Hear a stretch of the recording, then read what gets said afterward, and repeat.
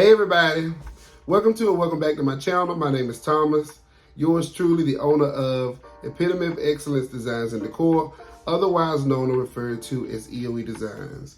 And as you can tell by the thumbnail or the title of this video, this is going to be kind of like a sit down and chat video, if you will. So I want to talk about inspiration versus imitation, okay? That's an interesting topic. So something that I ran into, or I feel like I've begun to run into, is whether or not I'm inspired by other designers or whether or not I'm imitating other designers' ideas. And it can be a number of things that kind of tie into whether or not I'm falling in that vein. But the main thing for me has been, and I'm speaking from personal experience, is when I book an event with a client or when I do one of those formal consultations, is what kind of theme my clients want. So I talk in some other videos on how I get to where I get when it comes to planning events or when it comes to my ideas. But one of the key things that I talk about with my clients is what is your theme and what is your color palette.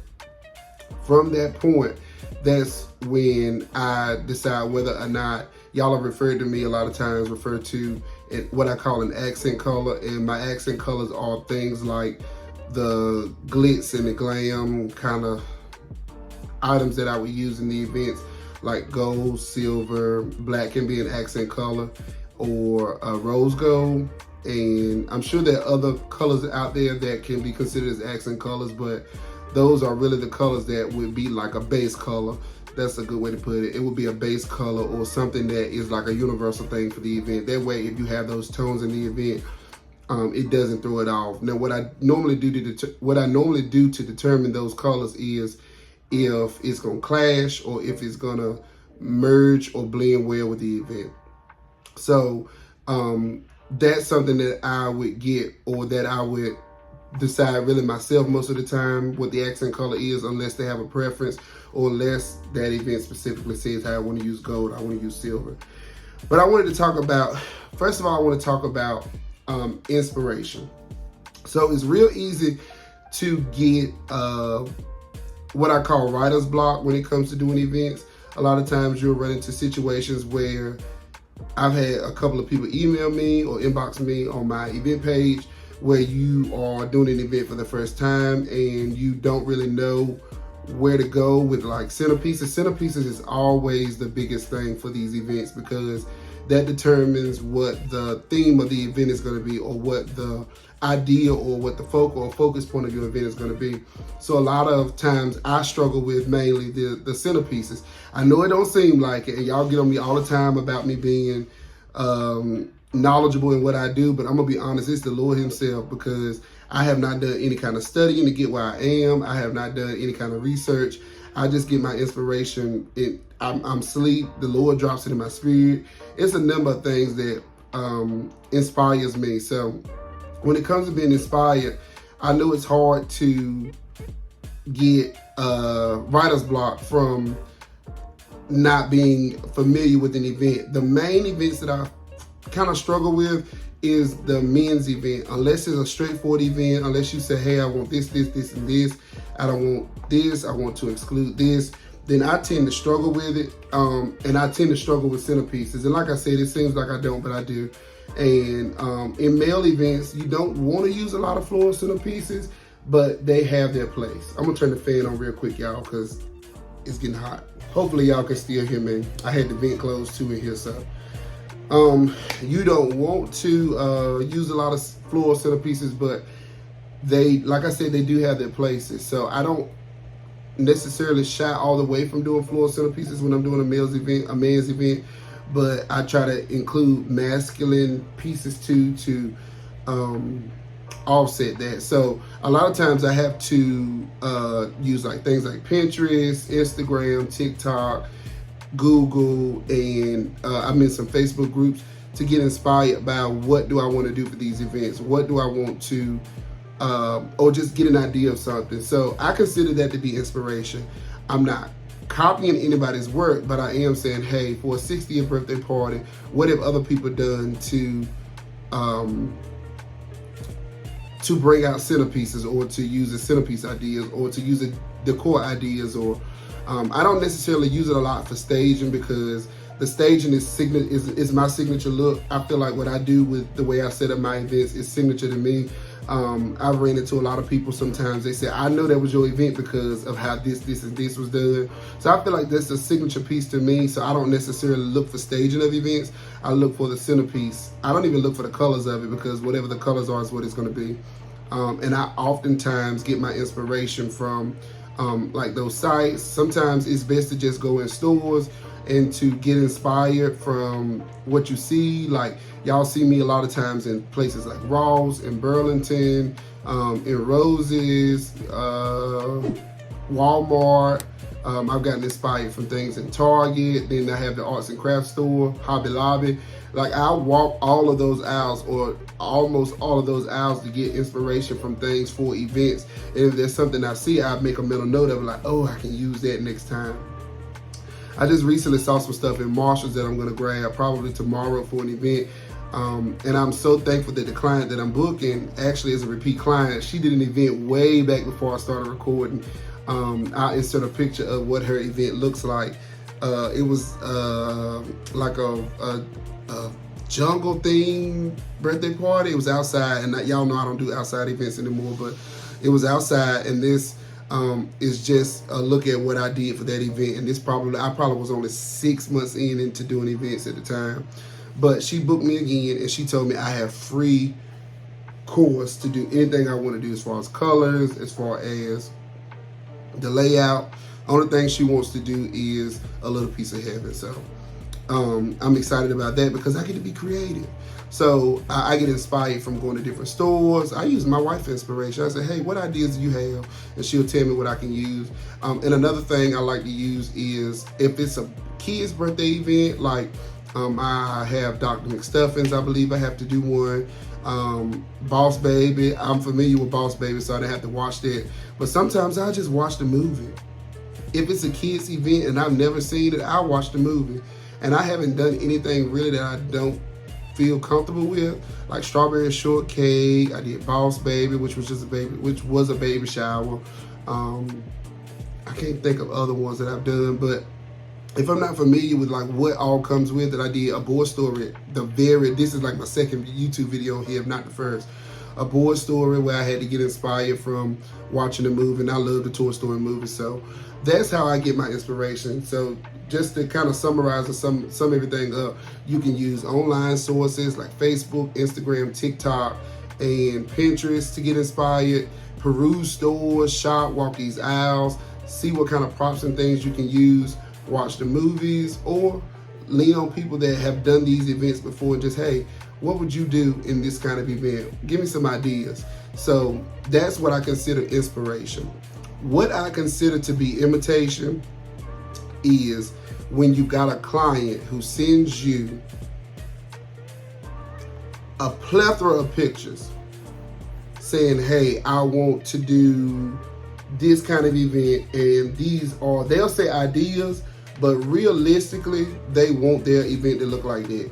And I've had to tell clients before that I can do that, but that's not my work. Or, do you trust me enough to allow me to be creative for your event? And to God be the glory, I have not had any clients who were, I say, unsatisfied with their events. If they were, I didn't know it, but I normally get, I say, a good in-person review from the events, even when I'm in my head about it. But I think at some point when you're having a consultation with a client, or when you're talking to a client, you should draw the line somewhere when it comes to your pictures, when it comes to them sending the so-called inspiration, because then I think it crosses over into imitation.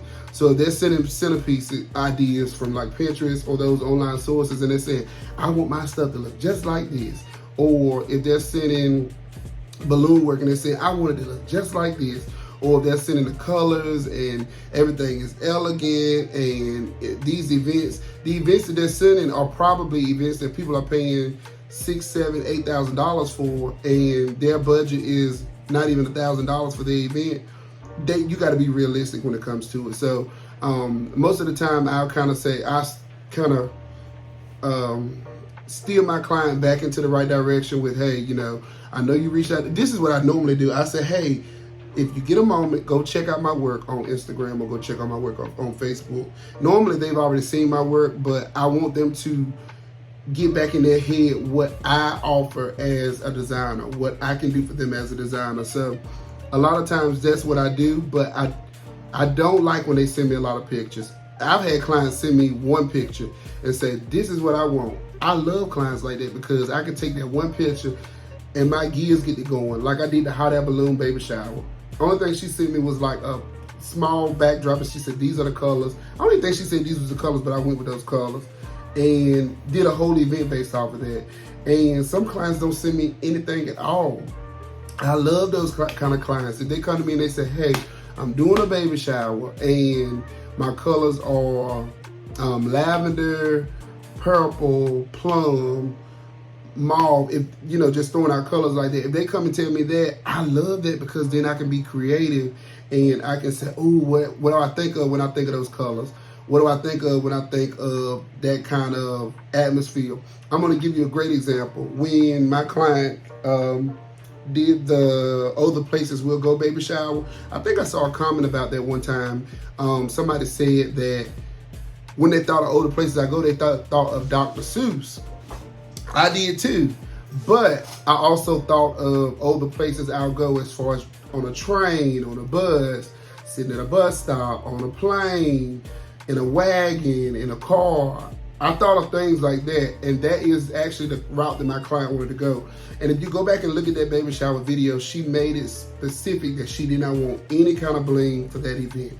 So if you look, I didn't use any kind of paillette or sequin tablecloths, any sequin or paillette runners, any sequin or paillette drapes, none of the sort. I kept everything real soft, real neutral, real babyish, if that's a good word I want to use. But it was blues, tans, browns, and creams like.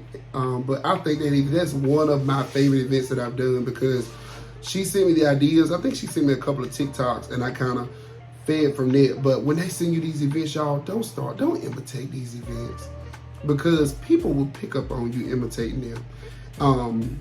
Now, I've seen where there have been ideas that I have put out or things that I've come up with, like the good thing is the pacifier. I've never seen anybody do the acrylic pacifiers, but I think I seen it recently somewhere when somebody used an acrylic pacifier. Am I mad about it? No. But because when they made those acrylic pacifiers, they didn't just make them for me. And I think those acrylic pacifiers are meant for something else, but I use them as napkin rings for baby showers most of the time. So I just encourage you, if you're a designer, to not imitate people's events. If you are a client and you watch me and you follow me, I'm looking right here, but y'all are right here. But if you're a client and you watch me and you follow me and you book event designers and you just kind of follow me because you like what I do and you're learning things and you're inspired by it, try not to be so overbearing with pictures. Try not to be so, it's a word that I'm looking for, but when you do that, it becomes overwhelming for the designer because we're trying to figure out, what are you looking for? Are you looking for their work or are you looking for my work? And I've had to tell clients straight up, you sound like you don't trust me.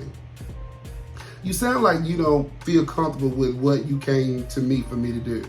And it took me a long time to get to this point because I always felt, the way I got into this, y'all have heard before that I started doing this for family. The biggest first event that I had was for Bernika's grandma. And I think it was her 70th birthday party. And from that, my co-workers started booking me. From there, other people outside of co-workers and relatives started booking me. And then it just became a thing. So now that I am where I am, I trust myself enough to deliver on what you ask for. If I'm not comfortable with something, there have been times where I have told clients, I can get close to this, but I'm not going to give you exactly what this is. And their response 9 times out of 10 is, if not 10 times out of 10, is, I trust you, do what you do, make it work. Because at the end of the day, you are coming to the designer to get the work done. if you could design, I'm not saying you can't, but if you could design like the designer you're going to could, then you would do it yourself. And a lot of people come to us for convenience because only thing they have to do is show up with food, if it's a baby shower, games, and that's pretty much it. Everything that I offer when it comes to these events includes the utensils, the napkins. They normally bring linen, not linen napkins, but disposable napkins, but utensils, drinking glasses, the cutlery, everything. I've taken it out before and stopped doing it, and then they're like, you offer that? So I put it back in, and then it seemed like nobody want to use the stuff. But everything that I offer allows the client of mine to pretty much just trust me to get that event straight. You book your venue, you book me, you get your food straight, and just show up. So that's what I wanted to kind of hit on, was imitation versus inspiration. I don't want to really imitate anybody's events. I don't want to feel like I am copying anybody's event. And I don't want you guys as designers to feel like you have to go in and do something exactly like somebody. You don't have to get the exact same centerpiece. You don't have to get the exact same tablecloth. Y'all know that I'm on my velvet kick right now. I'm loving this velvet. I always have liked the look of velvet because I went to my aunt's wedding like 2 years ago, and she had burgundy and I think it was navy blue. And I was like, these tablecloths are just so nice. They just elevate the look. But that has its place. In my events, I just so happen to make it work. But you don't have to do velvet. You can do, I think it's a jersey fabric. You can do the spandex polyester fabric. You can do satin. It does not have to be exactly what I have. And truth be told, velvet is high. I'm paying at least $30, if not a little bit more, for those tablecloths. For Payette is $50 to $60 a tablecloth. I'm paying for that out of the budget for these events. So you just got to be mindful. Now, if you want to keep it with the Joneses and get it, you're going to be like I was when I first started this thing, all broke, going in the hole, trying to rob Peter to pay Paul to make these events work, and it just wasn't working out for me. It was plenty of days where I did an event, was like, I didn't get anything out of the deal. So get out of imitating people. I'm not saying y'all are, but just get out of feeling like you have to be a carbon copy of somebody else. Be you. People gonna come to you just for you and what you offer. And I'm seeing that now. People come to me for what I offer. They know what I'm gonna bring to the table. And if you wanna get inspired, if you get writer's block like I do, like I went on that vacation and could not get out of that doggone funk.